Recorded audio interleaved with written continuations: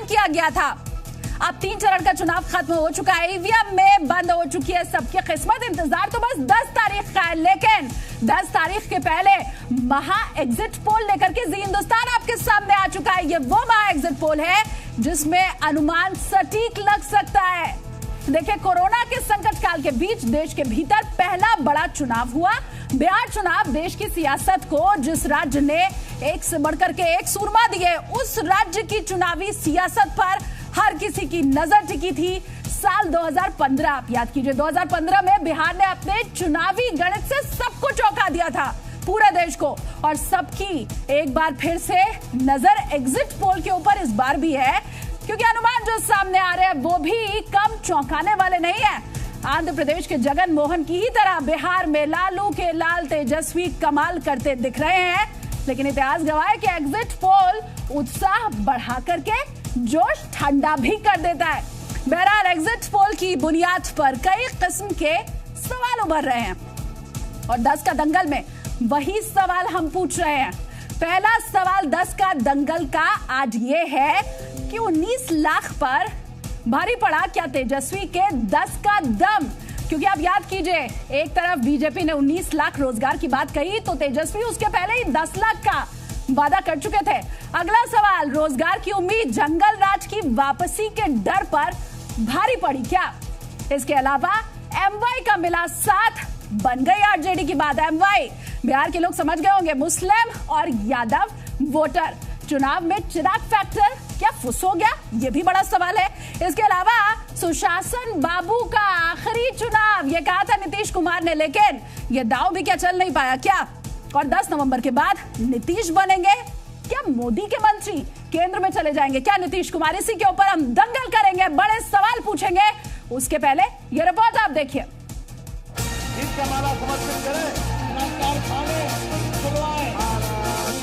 45 दिनों तक चले बिहार के चुनावी संग्राम में जीत को लेकर तमाम दावे हुए। गजब का सियासी वार पलटवार देखने को मिला।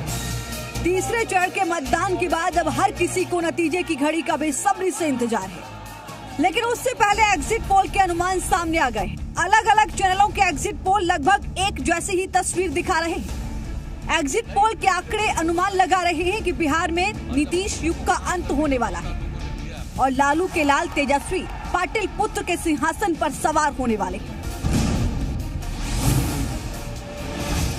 243 सीटों वाली बिहार विधानसभा में बहुमत का जादुई आंकड़ा 122 है। देश के 5 न्यूज चैनल के अलग अलग एजेंसियों के साथ मिलकर एग्जिट पोल के आंकड़े पेश किए। अगर सभी 5 एग्जिट पोल के नतीजों के औसत पर भी गौर करें तो बिहार में महागठबंधन की सरकार बनती दिख रही है।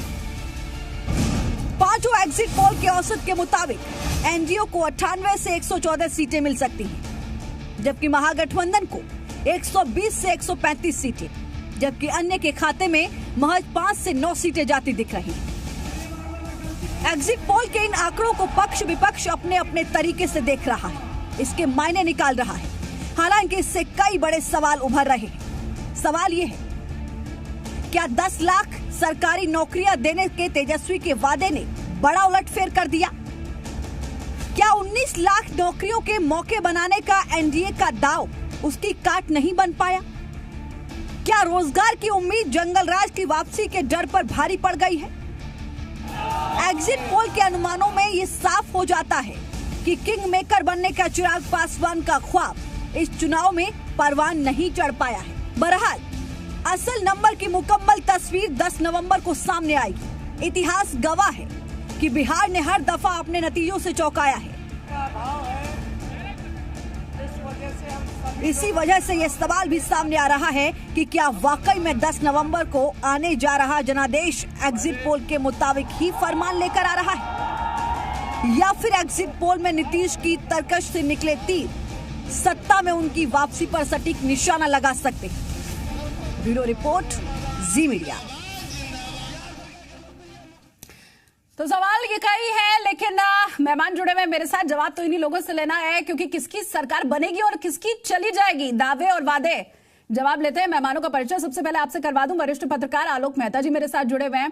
आरजेडी प्रवक्ता सारिका पासवान जी भी जुड़ चुकी हैं। बीजेपी प्रवक्ता गुरु प्रकाश जी भी मेरे साथ जुड़े हुए हैं।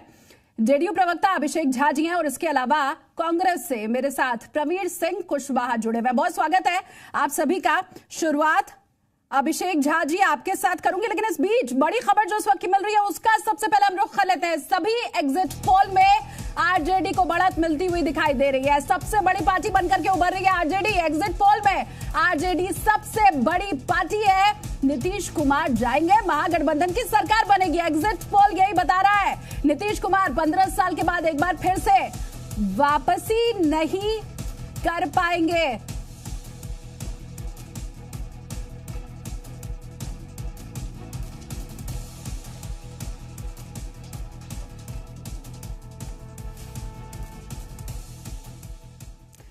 तो चलिए, मेहमान मेरे साथ बने हुए अभिषेक झा जी, आपका रुख करने की बात मैंने कही थी, लेकिन चूंकि अब ये बड़ी खबर आ गई है तो शुरुआत सबसे पहले सारिका जी आपके साथ ही कर लेती हूँ। सारिका जी, मुझे ये आप बताएं, क्योंकि भले ही आप सबसे बड़ी पार्टी बनकर के उभरे हो, लेकिन कांग्रेस को 70 सीट दे करके अपनी जीत को छोटी तो नहीं कर ली आप लोगों ने? नहीं, बिल्कुल नहीं। ऐसी कोई बात नहीं है कि कांग्रेस को या फिर अन्य दलों को देकर के सीटें हमने कोई छोटी की। देखिए, ये महागठबंधन के कुछ रूल्स होते हैं। आपसी सहमति से बात विचार विमर्श करके जो है सीटों का बंटवारा होता है, जो शीर्ष नेतृत्व में बैठे लोग वो करते हैं। तो जाहिर सी बात है कि आज अगर आपकी तमाम एग्जिट पोल्स में हमारे महागठबंधन को बढ़त सीटें दिखा रही हैं, तो कहीं ना कहीं दिख रहा है कि जो रणनीति पहले तैयार हुई थी वो बहुत सही हुई थी। तो मुझे लगता है कि उसका फायदा ही हो रहा है महागठबंधन को। हर हिसाब से, हर पैमाने पे देखें हम तो उस महागठबंधन अभी आगे जा रही है आपके एग्जिट पोल पे अगर हम जाए तो। लेकिन निश्चित रूप में चूंकि अभी तो उसकी औपचारिक घोषणा होनी बाकी है, जो कि 10 तारीख को बिल्कुल होगी ही। लेकिन हाँ, जो स्ट्रैटेजी तैयार हुई थी शुरू दिन से और जिस तरीके से धरातल पे रह करके जो स्थानीय मुद्दों को लेकर के हमारे नेता लोगों के बीच में गए थे, तो निश्चित रूप पे उसकी एक अच्छी जो है वो दिख रही है। देखिए, मुझे लगता है कि आप लोगों को 2015 का भी समय याद करना चाहिए, जब 2015 में अधिकांश सर्वे ने नीतीश कुमार जी के नेतृत्व पर सवाल उठाते हुए कहा था कि सरकार नहीं बनने जा रही है, लेकिन परिणाम क्या आया था आपके सामने है। और एक बात तो समझना बेहद जरूरी है शालिनी, कि 2 तरह के पोल्स होते हैं। एक होता है ओपिनियन पोल, दूसरा होता है एग्जिट पोल। ओपिनियन पोल के लिए लंबा समय होता है, सैंपल साइज भी बड़ा होता है, और एग्जिट पोल में सैंपल साइज काफी छोटा होता है in comparison to the opinion poll, समय भी काफी कम होता है। और हमारे जो वोटर्स हैं, एनडीए के जो अधिकांश वोटर्स हैं, खासकर अगर हम आधी आबादी की बात करें, महिलाओं की बात करें, तो वो साइलेंट वोटर्स हैं। वो चुपचाप जाकर अपना वोट डालते हैं, कोई हल्ला हंगामा नहीं करते हैं। 10 तारीख का इंतजार करिए, 2 दिन शेष बचे हुए हैं और आप देखिएगा कि जो भी परिणाम 10 तारीख का है। अभिषेक झा जी, मुझे एक बात बताइए ना, आरजेडी जब सबसे बड़ी पार्टी 2015 में उभरी थी तो क्रेडिट आप लोगों ने लेने की कोशिश की थी। अब सर, इस बार भी तो वही सबसे बड़ी पार्टी बनकर के उभर रही है ना, आप तो क्रेडिट देना पड़ेगा आपको। सुनिए ना मेरी बात को। आप तो इतने वरिष्ठ पत्रकार हैं, एक बात पे क्यों नहीं आपका ध्यान जा रहा है? आरजेडी सबसे ज्यादा सीटों पर चुनाव लड़ रही है। They are contesting the elections on 143 seats. तो आपको कॉन्फिडेंस होता सर, तो आप भी सबसे ज्यादा सीटों के पर चुनाव लड़ लेते हैं। सर, आप क्रेडिट तो देना सीखिए ना सर। नहीं, लड़ लेते बात अलग है। देखिए, जब तक परिणाम नहीं आते हैं शालिनी जी, तब तक डिसीजन नहीं होना चाहिए, अनुमान पर बात किया जाए। और दूसरी बात कि अगर आप आरजेडी की चर्चा करेंगे तो निश्चित रूप से आरजेडी 143 सीटों पर चुनाव लड़ रही है, तो उनका वोट परसेंटेज बढ़ने की संभावना है, सीट शेयर बढ़ने की संभावना है। आलोक मेहता जी से मैं जवाब ले लेती हूँ। आलोक मेहता जी,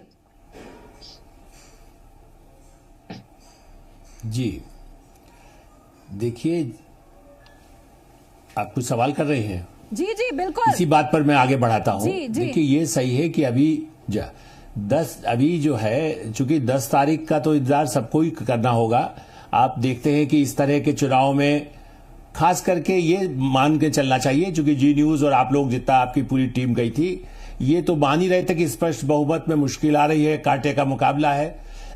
और अब ये स्पष्ट हो गया है कि रोजगार एक बड़ा मुद्दा था, क्योंकि लोग जो दिल्ली और मुंबई से जो मजदूर गए, उनको तत्काल तो वहां जॉब 6 महीने 4 महीने से ज्यादा हो गया, 5 महीने हो गए। ऐसी स्थिति में वो मुद्दा तो रहना पहले भी, और वो 74 में भी जेपी मूवमेंट जब इमरजेंसी से पहले भी वही मुद्दा सबसे बड़ा मुद्दा होता था, बेरोजगारी और महंगाई। तो इसलिए हम उसको स्वीकार करना चाहिए कि तेजस्वी जी ने, आरजेडी ने सही मुद्दा उठाया। लेकिन मैं एक इसमें कैविएट लगाना चाहता हूं देखिए वो जो कह रही है मैं बिल्कुल मानता हूं कि गठबंधन में उन्होंने सीटें दे दी, जो आपका सवाल था।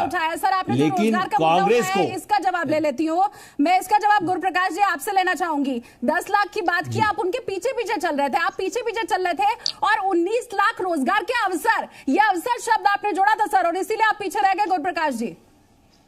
नहीं देखिए शालिनी जी, ऐसा कतई नहीं है। इस चुनाव का सबसे इंपॉर्टेंट टेक अवे मैं आपके माध्यम से बताना चाहता हूं कि जो राजनीतिक दल आज तक, आप 20 साल पुराने भी रिपोर्ट उठा करके देख सकते हैं, आज तक सिर्फ कास्ट के नाम पे गोलबंदी करते थे, जाति के नाम पे पोलराइजेशन करते थे। आप भाषण उठा के देख लीजिए, उन्होंने लालू जी को भी तो वही कर रहे हैं सर, आप भी तो वही कर रहे हैं। आपने टिकट नहीं दिया क्या जाति पाति के आधार पर? नहीं, आप देखिए, आपने प्रश्न नौकरी पे किया था। मैं बताना चाहता हूं आपको, अगर वो भी राजनीतिक दल जो कि समाज और जाति की बातें करते थे, वो भी नौकरियों पे हम लोगों को लेकर के आ गए, ये हमारी सफलता है। इसको समझना चाहिए आपको। पिछले 6 वर्षों में क्या है नौकरियों के ऊपर, आप कैसी बात कर रहे हैं सर? सबसे पहले नौकरी की बात किसने की थी? बीजेपी ने की थी सबसे पहले नौकरी की बात। नहीं देखिए 2015 में 2010 में आप आरजेडी का मैनिफेस्टो उठा के देख लीजिए, कब उन्होंने नौकरियों की बात की है। मैनिफेस्टो की बात कर लेते हैं। सबसे पहले तेजस्वी यादव ने कहा, सबसे पहले तेजस्वी यादव ने 10 लाख नौकरी का वचन दिया, पहली कलम चलेगी, दस्तखत करूंगा, 10 लाख नौकरी दूंगा सर। उसके बाद 19 लाख पे आपको आना पड़ा। शालिनी जी, इस नौकरी का, इस वचन का ना कोई बजट है, ना कोई ब्लूप्रिंट है। मैं आज भी यही कह रहा हूं, 10 तारीख को भी यही कहूंगा। सर आपका क्या ब्लूप्रिंट था? 19 लाख का क्या ब्लूप्रिंट था? अगर 10 लाख का ब्लूप्रिंट नहीं है तो 19 लाख की बात आपने कहां से कर दी? कहां से बात की आपने? अगर आप मुझे मौका दें तो मैं बताऊं आपको 19 लाख का क्या ब्लूप्रिंट है। 10 लाख फार्म सेक्टर में, बाकी शिक्षा में, आईटी में, इंफ्रास्ट्रक्चर में, रोजगार सृजन की बात वो भी सरकारी नौकरी की बात कर रहे हैं। ठीक है सर, मैं लौटूंगी प्रवीण जी का मैं रुख कर लेती हूँ। सारिका जी आऊंगी, सारिका जी आपके पास मैं लौटूंगी। पहले मैं कांग्रेस का रुख कर लेती हूँ। प्रवीण सिंह जी, ईवीएम हर बार आपको धोखा देती है, एमवीएम ने इस बार धोखा दे दिया। जनता पूरी तरह से इनको नकार चुकी है। 2015 में ये जिस तरह से लालू जी से गले मिलकर वापसी किए थे, अपनी बात कीजिए। जिस तरह से वापसी किए थे उस मंच पर नरकटियागंज में मैं भी मौजूद था, मैं अपनी ही बात कर रहा हूं, मैं भी मौजूद था और मैंने देखा था किस तरह से लिपट के लालू जी से ये सत्ता हासिल किए। उस धोखे के वजह से जनता ने इनको सबक सिखाया। इन्होंने जनता का वोट लिया साथ में आकर गठबंधन के नाम पर, और फिर पलट गए। इस तरह का धोखा ये जनता के साथ पिछले 15 सालों से करते आ रहे हैं। विकास के नाम पर, इच्छा शक्ति के नाम पर, चाहे शराबबंदी हो, एक इच्छा शक्ति शराबबंदी में इनकी दिखाई दी थी, लेकिन वो भी जिस तरह से तस्करी का आलम है, युवाओं को रोजगार की बात आप कर रहे हैं। आपने शराबबंदी की समीक्षा की बात कह दी, इसीलिए तो महिलाओं ने नकारा होगा। प्रवीण जी, इसीलिए महिलाओं ने नकारा होगा। ये सारे मुद्दे सर, शराबबंदी के नाम पर तो चुना गया था नीतीश कुमार को, आपने उसकी समीक्षा की बात कह दी। अब आप हाल देख लीजिए ना, एग्जिट पोल में क्या आ रहा है। में घर घर में डिलीवरी हो रही है शराब की, कहीं शराब की बंदी आपको दिखाई दे रही है क्या? आप अगर खोजेंगे, आप सर्वे करते हैं, कोई भी सर्वे कर लीजिए, शराबबंदी आपको बिल्कुल नाकाबिल दिखेगा। रोजगार के ऊपर आते हैं। कांग्रेस की बात करती है, कांग्रेस ने अपने सिद्धांत के साथ समझौता किया। ब्लूप्रिंट महागठबंधन का कोई नहीं है, रोजगार के नाम पर, नौकरी के नाम पर। गुरुप्रकाश जी कह रहे हैं, कहते रहे ये इनका ठगबंधन रहा है, उस ठगबंधन की विफलता है ये। जिस तरह से चिराग की बात आप कर रहे हैं, वो बता रहे थे मोदी जी का, 55 साल आप, तो जाहिर है कि ठगबंधन था, इंटरनल कनेक्शन जो इनका था वो जनता के सामने आ गया है कि किस तरह से ये एक दूसरे को सबोटेज करने में लगे थे पूरे चुनाव के दरमियान। और कल अश्विनी चौबे जी का बयान इस बात को दिखाने के लिए काफी है कि किस तरह से नीतीश कुमार को बेइज्जत किया जा रहा था चुनाव के दरमियान। ये लोग खुद चाहते थे कि नीतीश कुमार जो है गर्त में चले जाएं। गुरुप्रकाश जी यही चाहते थे आप, और वही होता हुआ नजर भी आ रहा। सफलता मिल गई आपको? बिल्कुल नहीं, देखिए ऐसा है, प्रवीण जी की बातों को मैं ध्यानपूर्वक सुन रहा था। 73 साल में 55 साल तक, शालिनी जी, 55 साल तक कांग्रेस पार्टी ने शासन किया है। 2005 में जो बिहार था, 2020 में जो बिहार है, जमीन आसमान का अंतर है। मैं आपसे आग्रह करूंगा, अपनी टीम से आप फीडबैक ले सकते हैं। रूरल कनेक्टिविटी हो, इंफ्रास्ट्रक्चर हो, बिजली हो, सड़क हो, पानी हो, शिक्षा हो, हर क्षेत्र ने बिहार विकास किया है। जो राजस्व यहाँ पे 40,000 करोड़ का हुआ करता था, हर रोज हमारी टीम वहां पर मौजूद थी और फीडबैक भी भेजती थी, सही तस्वीर भी भेजती थी। सर 9 दिन चले आईकोस, 9 दिन चले आईकोस, विकास जरूर हुआ है, विकास हुआ है। मैं पहले आलोक मेहता जी के पास जाती चाहती हूँ आलोक जी, ये देखिए जात पात की यहाँ पर बात हो रही थी और रोजगार का मुद्दा इसके पहले आलोक जी आपने उठाया था। जो बिहार के अंदर दिखाई दे रहा है वो ये है कि बेरोजगारी एक नई जात बन करके उभरी और उसने एक तरफा वोट दिया आरजेडी को। देखिए शालिनी जी, ये बात सही है कि रोजगार मुद्दा हुआ और 15 साल तक राज करने के बाद जो नीतीश कुमार जी को एक विश्वास बन गया था नीचे, जो इसके साथ एक दूसरा कारण भी आप ध्यान दीजिए, जहां जिन लोगों ने काम नहीं किया, जो मंत्री उनके नाकारा रहे, जो विधायक नाकारा रहे, केवल आप मुख्यमंत्री या प्रधानमंत्री के नाम पर वोट लेने की कोशिश होती, आपके लोग फील्ड में रिपोर्टिंग नहीं करते तो हम और आपको सही बातें दिल्ली में नहीं मालूम पड़ सकती थी ना, खास करके। इसलिए मेरा ऐसा मानना है कि एक तो उनका निकम्मापन भी साबित होगा और दूसरी तरफ एक बात और कहूंगा, कांग्रेस के लिए जो फिगर सारे आपके एग्जिट पोल दिखा रहे हैं, मैं आज भी इसको मानता हूं कि वैसा आंकड़ा शायद नहीं निकलेगा, क्योंकि वहां भी नेतृत्व ही है, वहां नीचे के लेवल पर कुछ लोगों ने जो काम किया होगा वो लोग तो जरूर जीत के आ सकते हैं, लेकिन वरना कांग्रेस का जो हाईकमांड के आधार पर जो जीतने की कोशिश होगी, वहां पर उस नाम पर राहुल गांधी के नाम पर वोट नहीं मिल रहा है, जाति के नाम पर नहीं मिल रहा, ये बात भी नहीं कहिए। क्योंकि आप ये देखिए कि सीमांचल में जो लालू यादव जी का, आज भी वो चाहे जेल में हैं, उनका जो कॉम्बिनेशन था कि चाहे वो ओबीसी खड़े हो, कितना ही वो हो, या इधर कहीं पर जिस तरह का उनका जो एक अपना वोट बैंक था, एक बार तो बाकायदा तेजस्वी ने बोला भी, बाकायदा जाति के आधार पर उन्होंने वोट का एक अपील तो करी दी थी। तो इसलिए ये मत मानिए कि उन्होंने जाति के कार्ड को नहीं खेला है। और अपर का इसीलिए मैं कह रहा हूं कि उनकी विजय सही है, उनके अपने सही इसलिए है कि उन्होंने जो चाहा था वो शायद उनको पास मिल जाए। इसके बाद लेकिन क्या गठबंधन में उतने लोग उनके साथ कितने महीने रहेंगे, ये $1 मिलियन सवाल है। आप देखिए कांग्रेस ने कब कब इनके साथ छोड़ा है, कांग्रेस तो इनको लड़ करके और कांग्रेस से लड़ करके ही आए हैं। अच्छा आलोक मेहता जी, आपको क्या लग रहा है कौन छिटक सकता है, कौन अलग हो सकता है? देखिए सब, एक तो आप ये जानते हैं तेजस्वी जी और तेज प्रताप जी के डिफरेंसेस, कितनी स्टोरी आपने हम सबने देखी है जी। तो वहां तो परिवार में 10 लोग हैं, राबड़ी जी भी हैं, लालू जी अभी जेल से भी इंस्ट्रक्शन तो वो देंगे, फाइल तो वहां जाएगी जी। प्रवीण सिंह फाइल जो है जेल जाती थी राबड़ी जी के समय में, और अब फिर जेल वहां जाएगी। और इसी तरह के कांग्रेस के लोग क्या करेंगे, राहुल गांधी कितने भ्रष्टाचारियों पर दस्तखत करेंगे। जब कोई मुद्दा नहीं मिलता है तो ये निजी हमले करने पर उतर आते हैं। ये राजनीतिक विश्लेषण नहीं है ये कि उनके परिवार में क्या है भाई, निजी नहीं है, इसका होना चाहिए। जनता जानती है। क्या राहुल जी और तेजस्वी जी का गठबंधन मजबूत नहीं दिखा? क्या चुनाव में कांग्रेस और राजद साथ साथ नहीं रही? क्या कांग्रेस और राजद अपने नेताओं के बीच सामंजस्य नहीं दिखा? कांग्रेस हार रही है, समझने के बजाय ये घर का कांग्रेस 70 सीटें नहीं जीत रही चलेगा। ये सिर्फ वही बातें हुई कि आज तक मानसिकता में कांग्रेस की सीट नहीं जीत रही। पिछड़े का बच्चा अगर आगे बढ़ता है, प्रोग्रेसिव है, बढ़ना चाहता है, तो उसको सपोर्ट करने के बजाय उसको सबोटेज किया जाता है। इससे बचने की कोशिश करनी चाहिए। आज राजनीति उस बड़े फार्म हाउस है, पिछड़ा नहीं है, पिछड़ा नहीं है, फार्म हाउस है बड़े बड़े। आपको लगता है 200 करोड़ का तो घोटाला ही है। आलोक मेहता जी, कहां से पिछड़े हैं, कहां से गरीब है? आप अपने कार्यकाल को याद करें, पहले आप ही क्या लिखा करते थे, आज आप में कितना बदलाव आ गया है। ये समय के साथ बदलाव है। आलोक मेहता जी वरिष्ठ पत्रकार हैं, चारा कार्ड पर लिखा मैंने, को याद करने के लिए बता दूं। प्रवीण जी, आप हाँ, चारा कार्ड मैंने ही छापा, पत्रकार चारा कार्ड मैंने ही छापा, पार्टी के लीडर थोड़ी है। चारा कार्ड, हाँ चारा कार्ड हमने ही लिखा। ये आप क्यों बताने की कोशिश कर रहे हैं? चारा कार्ड हमने ही लिखा रहेगा, क्योंकि विचारधारा उनकी। चारा कार्ड हमने ही छापा, आपने ठीक कहा, के विपरीत आपने ठीक कहा। दस्तखत है लालू यादव के।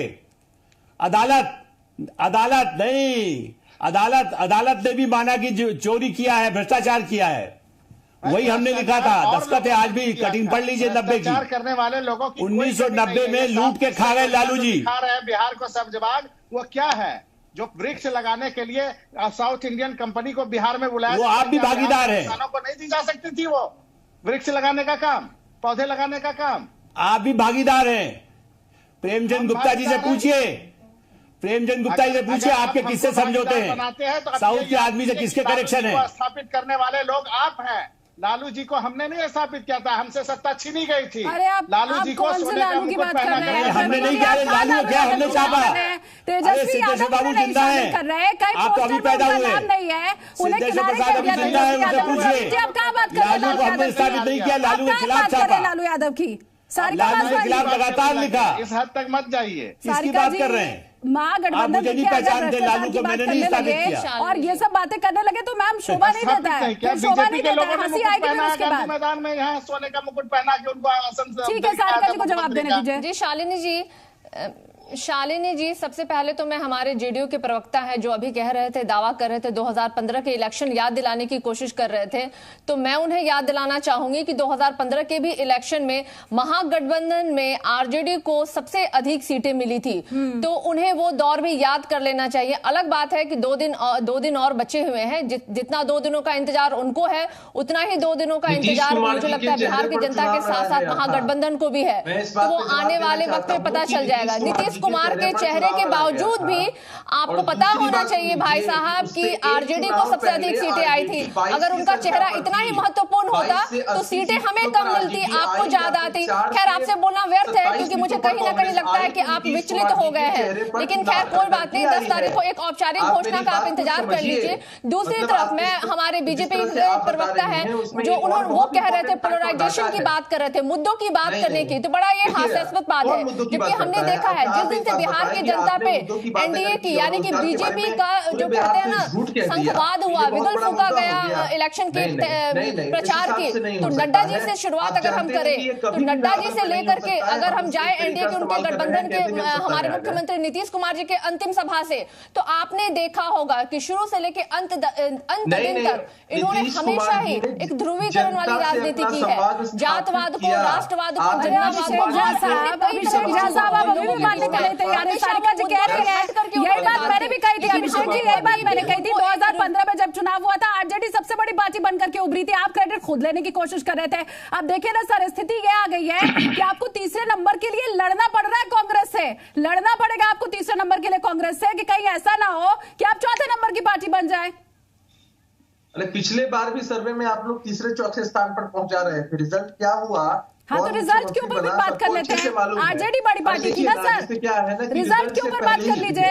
रिजल्ट से पहले पिछले बार भी अभिषेक जी आपको याद रखना चाहिए कि आरजेडी सबसे बड़ी पार्टी थी तमाम पार्टियों के बावजूद भी। अच्छा है, जल्दी से अगर आप इस सच को स्वीकार कर ले तो आपको दुख सहने की जो क्षमता है ना आपकी बढ़ेगी। मुझे पता है अचानक अभिषेक जी रिजल्ट आने से मुद्दे नहीं बदल जाएंगे। अच्छा है कि स्वीकार कर लीजिए आप अभी से। मुद्दों की बात आप लोग कर रहे हैं।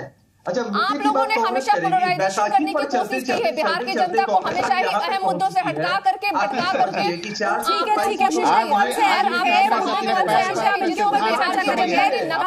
चर्चा करेंगे। और अभिषेक जी, आप अगर एग्जिट पोल की बात करेंगे तो उसमें भी आप पीछे थे, 2015 में भी, 2000 में भी, और आप अगर नतीजों की बात करेंगे तो उसमें भी 2015 में आप पीछे थे।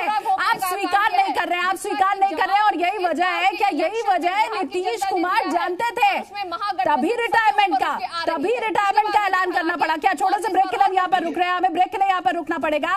रिटायरमेंट का ऐलान नीतीश कुमार ने किया, लेकिन इसके साथ ही साथ अब खबर यह भी कि केंद्र में भी जाकर के बैठ सकते हैं, क्योंकि अश्विनी चौबे तो कुछ इसी और इशारा कर रहे हैं। क्या नीतीश कुमार के रिटायरमेंट वाली बात केंद्र में जाकर बैठने के लिए थी क्या? इसके ऊपर भी हम जवाब लेंगे, और इसके ऊपर भी कि आरजेडी एक बार फिर से अगर बना रही है, बहुमत में आ रही है, सबसे बड़ी पार्टी बनकर के उभर रही है, तो तेजस्वी यादव का जादू चला है क्या? छोटा सा ब्रेक, लौटेंगे तुरंत। गली गली घूमकर हमने देखा बिहार में दावा, चौक चौराहों से हमने बताया बिहार में ईवा, बिहार में ऊपा।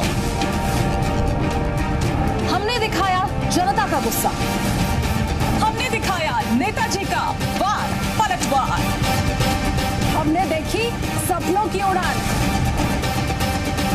हमने देखी बेबसी और विकास की भूख, हमने समझा जमीन से आसमान तक बिहार में चुनावी हवा का रुख। चुनावी अखाड़े में साथ लड़े भिड़े और दी पटखनी, तो फिर नतीजों के बाद कोई और क्यों? रहिए हमारे साथ और देखिए बिहार के नतीजे सबसे पहले, सबसे सटीक। अब की बार किसकी सरकार? 10 नवंबर सुबह 6 बजे से लगातार बिहार चुनाव मतलब Zee Hindustan. Powered by Dish Smart hub.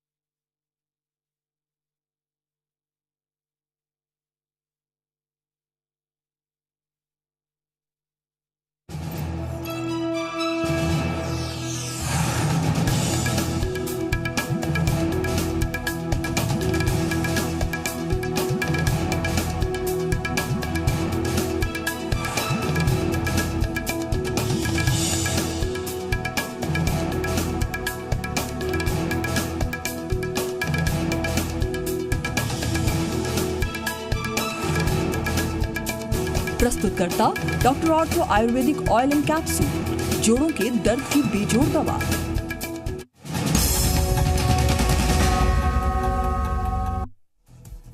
Bihar में कब आएगी, हम तब पूछ रहे थे जब चुनाव हुआ नहीं था। अब तमाम सियासी दलों से हम यही पूछ रहे हैं कि एग्जिट पोल के बाद का हाल बा। तमाम हमारे साथ जुड़े हुए इस वक्त मेहमान एक एक करके सबका हम रुख कर लेते हैं। अभिषेक झा साहब, एक बार फिर से मैं आपके पास आ रही हूं, क्योंकि आप दरअसल क्या है ना, मानने को तैयार नहीं हो रहे हैं। सुशासन बाबू की हम बात कर ले या हम बात कर ले मोदी के विकास के नारे की, सबको धता बताते हुए तेजस्वी यादव का जो कद है वो बड़ा ऊंचा निकल करके आ रहा है सामने एग्जिट पोल के बाद। आप मानने को तैयार हैं कि बिहार में इन 15 वर्षों में विभिन्न क्षेत्रों में विकास नहीं हुआ है? आपकी टीम यहाँ घूम रही थी, मैं तो आपकी टीम के अधिकांश लोगों से व्यक्तिगत रूप से भी परिचित हूं। जब भी लोग घूमते थे यहाँ पर तो बताते थे कि भाई पहले मीडिया वालों सर विकास हुआ या नहीं हुआ उसके ऊपर दोबारा चर्चा कर लेंगे। अभी हम महा एग्जिट पोल की बात कर रहे हैं, नीतीश कुमार के भविष्य की, जिन्होंने खुद रिटायरमेंट का ऐलान कर दिया है। सुनिए ना, कहाँ से रिटायरमेंट का ऐलान किया? देखिए, मैं आपसे आग्रह करूंगा, आप नेशनल टीवी पे बैठी हैं, आप ये बताइए कि उन्होंने कहा कि यह हमारा ये अंतिम सभा या अंतिम चुनाव, उन्होंने कहा नहीं सर, सभा शब्द नहीं इस्तेमाल किया था, सभा शब्द का इस्तेमाल किया था सर, ये सवाल ही नहीं पैदा होता। सभा शब्द का इस्तेमाल किया होता, मैं क्यों पूछ रही होती आपसे, आलोक मेहता जी, जरा बताएं, सभा शब्द का इस्तेमाल किया था क्या? ये मैं कह रही हूँ क्या रिटायरमेंट की बात, या खुद नीतीश कुमार ने कही थी? नहीं, खुद कही थी आलोक मेहता जी समझ गए थे, नीतीश कुमार समझ चुके थे, एंटी इनकम्बेंसी ने उससे बहुत ज्यादा कुछ है आलोक मेहता जी, और इसीलिए उन्होंने खुद ये बात कही। बिल्कुल, देखिए ये आप देखिए, बीजेपी ने भी एक अपना सीमा बानी कि भाई 75 साल के बाद चाहे अडवाणी जी हो चाहे कोई हो, सब लोग पीछे हट जाते हैं। इसी तरह से यदि नीतीश कुमार जी ने जो कहा है, तो एक तो उनकी आयु भी, यदि वो 5 साल के लिए कहीं भी रहते हैं उस तरह से चुनाव लड़ करके, और चुनाव के बजाय मैं एक बात कहूंगा, देखिए नरसिंह राव जी तो बिस्तर बांध करके वापस घर जाने वाले थे और उसके बाद प्रधानमंत्री बन गए। तो देखिए राजनीति में जी हम लोग ये नहीं कह सकते। और दूसरा, मैं हमारे एक साथी, उनको मैं स्पष्ट कर दूं, जो हमारे बहुत सम्माननीय हैं, उनको शायद याद नहीं है, अभी भी जाकर के नवार टाइम्स की फाइलें और सीबीआई की फाइल देख लें। 1990 में हमने ही चारा कांड के सारे लालू यादव की चिट्ठियां छापी थी, उनके दस्तखत किए हुए घोटाले के। इसलिए ये कहना कि उनका कोई नए आरोप लगे या पुराने लगे, ऐसा नहीं है। और शुरू से उनको चाहे गलत साथ रहा हो, जेपी मूवमेंट से आए थे लालू जी, उनसे अपेक्षा थी, ये ठीक है, उसके बाद भी उन्होंने 15 साल राज किया, घोटाले बढ़ाते रहे। नीतीश कुमार के आज मेरा निवेदन है कि तेजस्वी जी का भविष्य है, वो घोटाले नहीं करेंगे। अश्विनी चौबे ने भी ये कह दिया, कि वो अगर केंद्र में आ जाएंगे तो उनकी जगह है केंद्र के अंदर।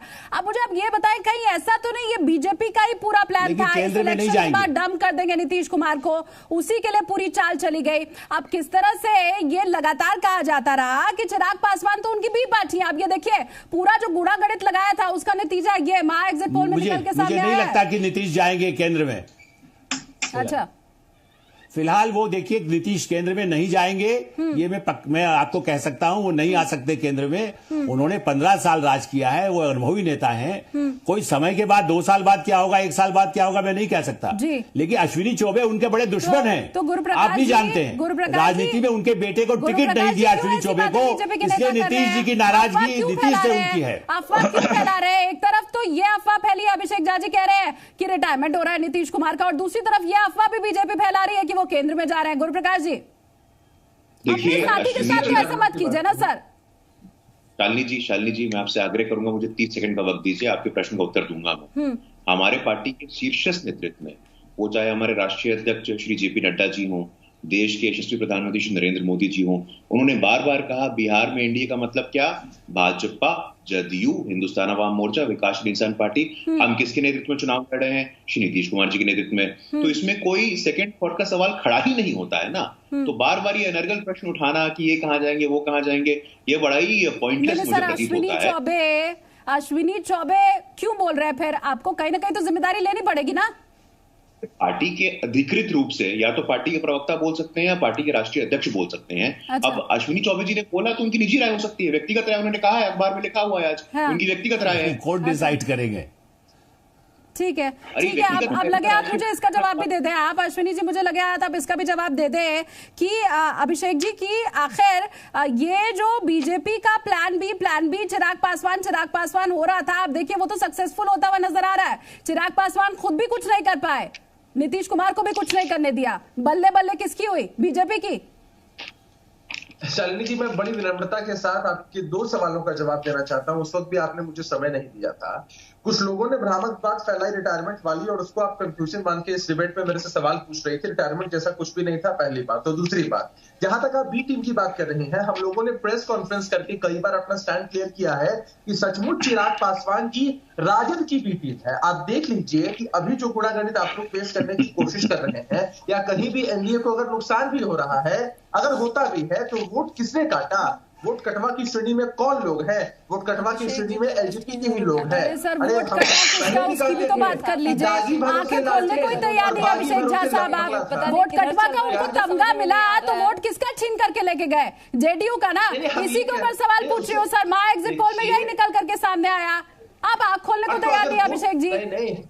अगर हमारा दरअसल एनडीए में पता नहीं रिजल्ट देख के क्या हालत होगी, हमारा वोट काट करके तो महागठबंधन को ही फायदा पहुंचाने की साजिश होगी ना। अगर ऐसा नहीं होता और सचमुच मोदी जी के हनुमान होते, कलयुगी हनुमान चिराग पासवान अगर होते।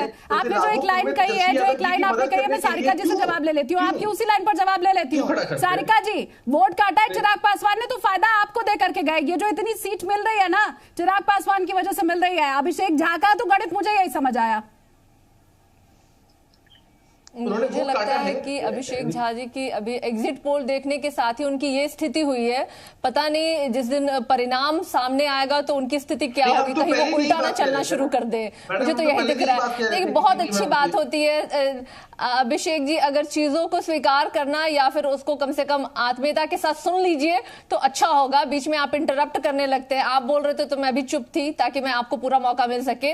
देखिए शिवानी जी, मैं आपके प्रश्नों का जवाब देना चाहूंगी। जिस तरीके शुरू वाले दिन से हमने देखा है, चिराग पासवान ने जो दांव खेला था कि वो कह रहे थे, प्रथम दिन से कह रहे थे कि मोदी जी से मुझे कोई बैर नहीं है, लेकिन नीतीश जी की आपकी कोई खैर भी नहीं है। और पहले ही दिन से वो लगातार कहते आ रहे थे कि चाहे कुछ हो जाए, 10 तारीख के बाद नीतीश कुमार जी बिहार के मुख्यमंत्री नहीं रहने वाले हैं। तो कहीं ना कहीं उनका भूमिका जो भी रहा हो इस पूरे राजनीतिक इसमें, लेकिन हाँ ये तो है कि उन्होंने दूरदर्शिता अपनी दिखाई थी। और ये उन्होंने जो कहा था कि नीतीश कुमार नहीं रहेंगे, मैडम तो देखिए वही बात आ गई। लोगों के मन को जरूर भांप लिया था। सारिका जी, चिराग पासवान पे जा रहे हैं तो और आप उनकी दूरदर्शिता की वाहवाही कर रही हैं। आलोक जी देखा आपने, ये एक अलग ही मोहब्बत है।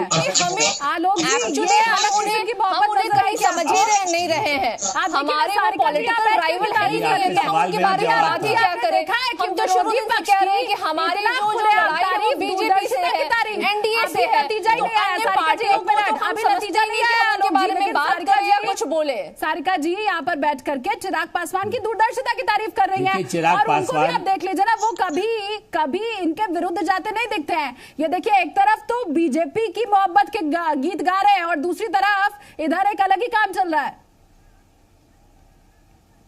शालिनी जी, अब ये स्पष्ट हो गया। आलोक जी से मैं ले लूं पहले जवाब, फिर सर आ रही हूं आपके पास। आलोक जी देखिए, इसमें कोई शक नहीं। देखिए, पासवान जी भी कई बार वो कांग्रेस गठबंधन के साथ भी रहे, कभी बीजेपी के साथ भी रहे। और चिराग पासवान तो अभी एक तरह से युवा नेता हैं, उन्होंने भी सारे विकल्प अभी खोल रखे होंगे, ऐसा मैं मानता हूं। और आपकी बात का सवाल में सही है कि उन्होंने, हो सकता है जिसमें भी सेन लगाई हो, जितने भी उनके एमएलए आए, यदि 4 आदमी होते हैं या 5 होते हैं या 2 होते हैं या 10 होते हैं, तो उसमें वो किसी भी गठबंधन के साथ जाने के विकल्प, मेरा ऐसा मानना है कि उन्होंने खुले रखे हैं। और कोई आश्चर्य नहीं है कि जब उनको लगे, तेजस्वी यादव यदि कहें चलो भाई आप हमारे परिवार के हैं, कभी लालू जी और पासवान जी भी साथ में रहे हैं, तो वो उनके साथ भी जाने में शायद संकोच नहीं करेंगे। ये राजनीति में संभव है। ठीक है। बहरहाल सर, जो एग्जिट पोल है ना, उसमें बहुत ज्यादा सीटें मिल नहीं रही है एलजेपी को। मतलब उनका खुद का तो फायदा नहीं हुआ, पर मुझे लग रहा है वो खुश इस बात से होंगे कि नीतीश कुमार का शायद उन्होंने कुछ नुकसान कर दिया है। गुरुप्रकाश जी, आपका जवाब, क्योंकि लगातार आरोप तो आप ही के ऊपर लग रहा है सर कि ये आपका प्लान बी था और प्लान बी आपका सफल भी हो गया, सक्सेस होता हुआ दिखाई दे रहा है। तो ये आपकी बड़ी जीत जरूर है। देखिए, आपकी सरकार बने या ना बने, लेकिन ये चिराग पासवान वाला जो आरोप लग रहा था, वो बड़ी जीत आप मानेंगे? शालिनी जी, आप सवाल भी पूछ लेती हैं, जवाब भी दे देती हैं, मौका दीजिए जिनको बुलाया है आपने। बताइए। देखिए, ऐसा है, चिराग पासवान जी बहुत ही इनसिग्निफिकेंट प्लेयर थे। हम लोग डे 1 से कह रहे थे। वोट कटवा, पिछले 4 चुनावों में 498 बार उन्होंने चुनाव लड़ा है, मात्र 40 बार जीता है। उनका सक्सेस रेट कितना है? मात्र 9% का। बिहार रहते नहीं है वो, दिल्ली के नेता हैं वो, न जाने कहां से आए हैं। और इसीलिए चिराग पासवान जी के साथ किसी प्रकार के अंडरस्टैंडिंग का सवाल खड़ा ही नहीं होता है। अभी राजद की जो प्रवक्ता हैं सारिका जी, उन्होंने स्वीकार किया, उनकी दूरदर्शिता की तारीफ की। अब तो ये स्पष्ट हो गया ना कि अंदर खाने में चिराग पासवान जी, सारिका पासवान जी, तेजस्वी प्रसाद यादव जी में कुछ ना कुछ तो चल रहा है। और चुनाव के बाद बात क्या है गुरुप्रकाश जी, आप तो बीजेपी की बी टीम थे, पता नहीं है गुरुप्रकाश जी, आप बता नहीं रहे, लेकिन और राम तो आपके नरेंद्र मोदी जी थे, उसको स्वीकार कीजिए। हम तो कह रहे हैं कि बिहार इस बात को भाप लिए थे कि नीतीश कुमार मुख्यमंत्री नहीं होने वाले हैं। देखिए, उन्होंने कड़ाई खड़ी कर दी आपके लिए भी और उनके लिए भी। तो बी टीम तो वो हमेशा से बीजेपी के रहे हैं, हनुमान वो आपके राम के रहे हैं, उसको स्वीकार कर लीजिए तो आसानी हो गई आपको भी। आने वाले दुख को सह पाएंगे आप लोग फिर। क्यों नहीं स्वीकार करते हैं? अगर आप किस खिलाफ चुनाव लड़ रहे थे तो हमारे महागठबंधन को तो देखिए फुल मैंडेट मिल रहा है, तो हमें जरूरत नहीं है कि किसी अन्य दलों से कोई भी सहयोग लेने की। तो जाहिर सी बात है कि एग्जिट पोल दिख रहे हैं, वहां महागठबंधन जो है रूप से बहुमत से आ रही है, तो हमें आवश्यकता नहीं है। गुरुप्रकाश जी बोलिए, आपसे सारे सवाल बिछाया था, जो शतरंज के मोहरे आपने बिछाए थे राजनीति के जो गलियारे में, वो आपके लिए नुकसानदेह दिख रहा है। अति आत्मविश्वास से नुकसान होता है राजनीति में। एग्जिट पोल झारखंड 2014 गलत, बिहार 2015 गलत, अति आत्मविश्वास आप लोगों ने डे 1 से दिखाया। और दिल्ली की राज आप याद कर लें, दिल्ली का परिणाम याद कर लें, क्या स्थिति हुई थी बीजेपी की। आप झारखंड का परिणाम याद कर लें। अति विश्वास जो है ना आप लोगों में रहता है, अति आत्मविश्वास जो है आपको दिखाने की आदत है। नहीं, हम कभी मुद्दे से हटे नहीं, ना भटके। आप लोगों की हर बात को हम लोगों ने बड़े शालीनता से सुना और गंभीरता से हमने उसे लिया। कभी भी हम उसके ऊपर जाकर ना बोलने की कोशिश करी हम लोगों ने, ना किया हम लोगों ने। लेकिन अति आत्मविश्वास जो है ना बीजेपी ने हमेशा छिछोरे से नीचे वाला हमेशा उसे मुंह दिखानी पड़ी। गिरे हैं आप दिल्ली में भी, छिछोरे से नीचे वाला सब झारखंड में भी, और आप गिर गए बिहार में भी। और ये भी याद रखिए, आने वाले टाइम में आप बंगाल में भी गिरने वाले हैं। यानी चारों खाने चित होने की बारी जो है ना बीजेपी की आ गई हो, तो आप लोग अब अपने थोड़े हाथ में रोक लो। आप सभी को ये तस्वीरें जो आ रही है वो दर्शकों को दिखाना पहले जरूरी है। प्रधानमंत्री नरेंद्र मोदी और गृहमंत्री अमित शाह लालकृष्ण आडवाणी से मिलने के लिए इस वक्त पहुंचे हुए हैं। जन्मदिन है लालकृष्ण आडवाणी का, उनके जन्मदिन पर उन्हें बधाई देने के लिए पहुंचे हुए हैं प्रधानमंत्री नरेंद्र मोदी, गृहमंत्री अमित शाह। पार्टी के बड़े नेता लालकृष्ण आडवाणी कुछ राजनीति से अलग जरूर हो गए हैं इन दिनों, लेकिन उनका रुतबा, उनका कद क्या है? उनके जन्मदिन के मौके पर प्रधानमंत्री नरेंद्र मोदी और गृहमंत्री अमित शाह मिलने पहुंचे हुए, जन्मदिन की बधाई देने के लिए पहुंचे हुए हैं। एक बार फिर से दंगल का हम रुख कर लेते हैं। आलोक मेहता जी, ये तमाम जो यहाँ पर इस वक्त आरोप प्रत्यारोप लग रहे हैं, सुना होगा आपने, और ये वो बातें हैं जो लगातार जब से चुनाव का ऐलान हुआ है तब से हम लोग सुनते ही चले आ रहे हैं। ये इसमें कोई नई बात नहीं निकल करके सामने आ रही है। लेकिन बात नीतीश कुमार के हम कर रहे थे संन्यास की, जैसा उन्होंने कहा, और दूसरी बात चिराग पासवान की। अब सर मुझे एक बात बताइए, चिराग पासवान जिसकी भी बी टीम है और चिराग पासवान के वोट कटवा होने का जिसे भी फायदा हुआ, लेकिन कम से कम आरजेडी खुश होगी सर, क्योंकि नीतीश कुमार को नुकसान होगा तो मुस्कान तो उधर ही जाएगी ना तेजस्वी यादव के चेहरे पर। देखिए, इसमें कोई शक ही नहीं है कि जितना भी नुकसान किया गया है वो दोनों को नुकसान, नीतीश को नुकसान किया गया, बल्कि कुछ हद तक यदि बीजेपी को भी कहने को उनको गलतफहमी रही हो, लेकिन कई जगह हो सकता है कि उससे बीजेपी को भी नुकसान हुआ है। और इसलिए मुझे लगता है कि आपने जो कहा नीतीश कुमार को अभी आप ये मत मानिए संन्यास ले लेंगे। देखिए, उन्होंने यदि कहा कि आखिरी चुनाव है तो चुनाव के बाहर रह करके भी एक डोर तो अपने हाथ में रहती ना, उनके चाहे जितने एमएलए आए नहीं आए। उसके बाद एक जो लोग पूरा जिंदगी राजनीति में जिए हैं उनको आप इतना सरल मत मानिए कि वो संन्यास ले लेंगे। देखिए, उनको पूरी जिंदगी उन्होंने परिवार से भी अलग रह करके एक तरह से अपने को पूरा झोंका हुआ है। तो बिहार से आप उनको ये मान के चले कि आउट होंगे। अभी तो उनके पास यदि फाइलें पड़ी होंगी तेजस्वी जी की, वो भी खोलना शुरू कर देंगे ना, ये खतरा भी सोच लीजिए आप। तेजस्वी की या उनके और साथियों की। देखिए, वो पहले भी इसी बात पर तो लड़ाई शुरू हुई थी। तो आज आप नीतीश को बिल्कुल राइट, आप हमारे कई और मित्र भी चैनल्स में भी कर रहे हैं। मेरा मानना है कि नीतीश को राजनीति से संन्यास मत मान लीजिए। हाँ। अभी कई खतरे जो होता है ना, हाथी जो है कितना ही बूढ़ा हो जाए, हाथी हाथी होता है। ठीक है इसलिए मैं मायावती जी के हाथी की बात नहीं कर रहा हूँ, लेकिन मायावती जी भी एक फैक्टर तो है यूपी नंबर की लड़ाई फिलहाल दिखाई दे रही है। प्रवीण जी, तीसरा और चौथा नंबर जेडीयू आपके ऊपर आ गई है, ये उसका नुकसान है। लेकिन प्रवीण जी, आपको सोचना होगा सबसे पुरानी पार्टी हमेशा चौथे नंबर पर ही रहेगी क्या बिहार के अंदर? हमेशा चौथे नंबर पे कैसे आप कह सकती हैं? ये पूरी लड़ाई को खड़ी करना देश भर में हमारी जिम्मेवारी बनती है। हम एक जिम्मेदार दल के लोग हैं और धर्मनिरपेक्षता से जो दल बदलू हैं पलट जाते हैं रातों रात। ऐसी पार्टियों से धोखा खाने के बाद भी अपनी जगह पर कायम है, अपने नीति अपने सिद्धांत पर अमल करने वाली पार्टी हो रही है। 2015 में पूरा क्रेडिट नीतीश कुमार ले गए। अब देखिए इस बार का पूरा क्रेडिट मुझे लग रहा है प्रवीण सिंह जी ने कांग्रेस को दे दिया है। लड़ाई तो खड़ी हमने की थी। सबसे ज्यादा नाइंसाफी आप ही के साथ है सारिका जी। इस विचारधारा की लड़ाई लड़ने वाली मजबूत पार्टी जो स्तंभ है वो कांग्रेस ही तो रही है पूरे देश में। निश्चित रूप पे हमारे जितने आप देखने की कोशिश कीजिए इस तरह से। क्या कहा प्रवीण जी ने? ये कहा चौथे नंबर की बात नहीं है, हमने तो लड़ाई हमने खड़ी की है। वो ये कह रहे हैं नीचे चौथे नंबर पर रहकर ना नींव उन्होंने ही खड़ी की है, मजबूत की है, और तब आप लोग सब ऊपर खड़े हुए हैं। देश भर में ये लड़ाई हमने खड़ी की है। मोदी जी के बदनीयती के खिलाफ हमने ये लड़ाई खड़ी की है। जो मोदी जी ने देश को दंश दिया है राज्यसभा में और लोकसभा में, जरा बताइएगा एक बार। कुल मिला के 100 सांसद नहीं है, आज की लड़ाई की बात कर रहे हैं। मिला करके 100 से कम सांसद है आपकी क्या लड़ाई की बात कर रहे हैं? एक भी बता दें कि आजाद भारत के बाद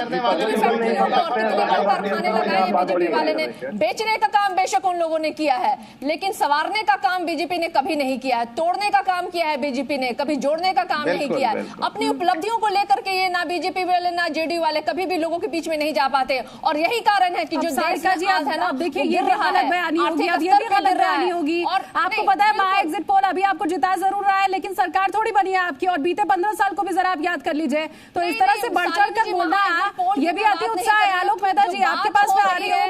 मुझे फाइनल कॉमेंट चाहिए सर आपसे। सर मुझे फाइनल कमेंट ये चाहिए, एंटी इनकम्बेंसी पे क्या इतना वोट पड़ सकता है? क्या तेजस्वी यादव को इतना वोट पड़ सकता है एंटी इनकम्बेंसी पे? या उनकी पूरी रणनीति लालू यादव को अलग रखना, इसके अलावा रोजगार, ये तमाम चीजें मिलकर के उन्हें वो तेजस्वी जो चुनाव के पहले बड़े बौने लग रहे थे, इतने बड़े खत के निकलकर सामने आया? इसमें कोई शक नहीं है कि देखिए उन्होंने सही मुद्दे को पकड़ा और उसको लेकर के एक तरह से पूरे समाज में, कोई उनके भी सलाहकार तो रहे हैं, ऐसा भी नहीं है, खर्चा भी चुनाव में उन्होंने किया है। और इसलिए कांग्रेस चाहे क्रेडिट ले ले, लेकिन असली क्रेडिट तो उनको, और ये बात शायद बीजेपी को भी मालूम हो गई धीरे धीरे कि तेजस्वी यादव एक बड़ा फैक्टर है।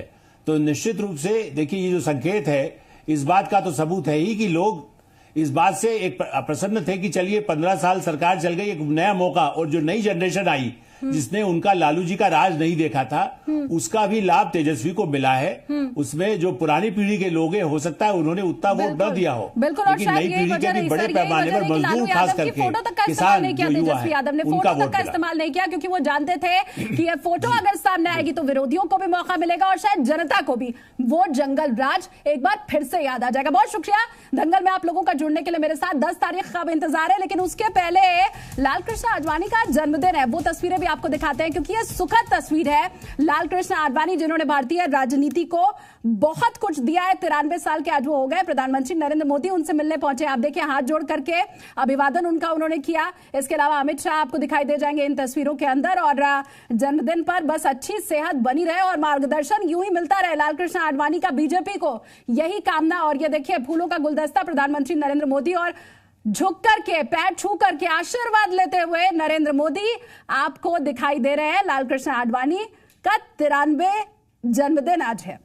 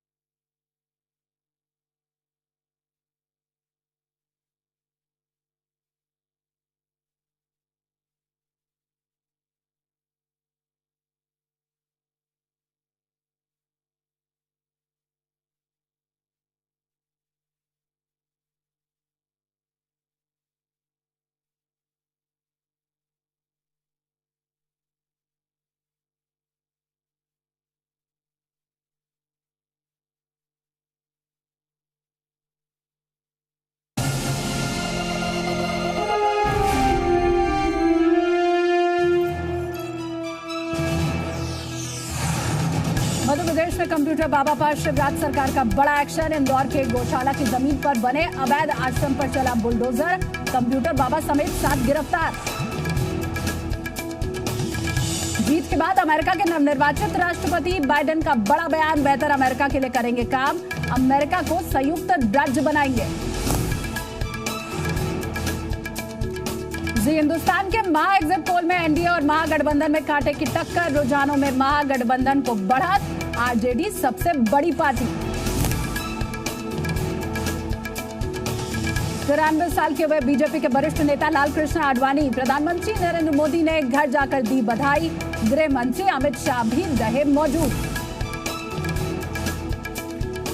और खबरों की दुनिया में जी हिंदुस्तान की नई बुलंदी। जी हिंदुस्तान का मोबाइल ऐप 1 लाख से ज्यादा डाउनलोड। अपडेट रहने के लिए डाउनलोड करिए जी हिंदुस्तान का मोबाइल ऐप। प्रस्तुतकर्ता फॉर्च्यून चक्की फ्रेश आटा, सॉफ्ट रोटी का वादा। प्रायोजक पुरुषों में इम्यूनिटी बढ़ाने के लिए राजवैद्य रसायन पट्टी। बवासीर के लिए वैद्य ऋषि का अर्शकल्प। फोन 011-2553-2553। इम्यूनिटी बढ़ाने के लिए महिलाओं की नंबर 1 औषधि व टॉनिक हेमपुष्पा। जो दिल की सुनते हैं वो शिखर पर रहते हैं। शिखर पान मसाला और हर हिंदुस्तानी की शान ARB बेयरिंग्स, जोड़े सारा हिंदुस्तान। कंप्यूटर बाबा के हेडक्वार्टर पर क्यों चला मामा शिवराज सिंह का बुलडोजर? 40 एकड़ में फैले पाप लोक के अंत की कथा देखिए सुबह 11 बजे मेरे साथ। गली गली घूमकर हमने देखा बिहार में दावा। चौक चौराहों से हमने बताया बिहार में ईवा, बिहार में ऊपा। हमने दिखाया जनता का गुस्सा। हमने दिखाया नेताजी का वार पलटवार। हमने देखी सपनों की उड़ान। हमने देखी बेबसी और विकास की भूख। हमने समझा जमीन से आसमान तक बिहार में चुनावी हवा का रुख। चुनावी अखाड़े में साथ लड़े भिड़े और दी पटखनी। तो फिर नतीजों के बाद कोई और क्यों? रहिए हमारे साथ और देखिए बिहार के नतीजे सबसे पहले, सबसे सटीक। अब की बार किसकी सरकार? 10 नवंबर सुबह 6 बजे से लगातार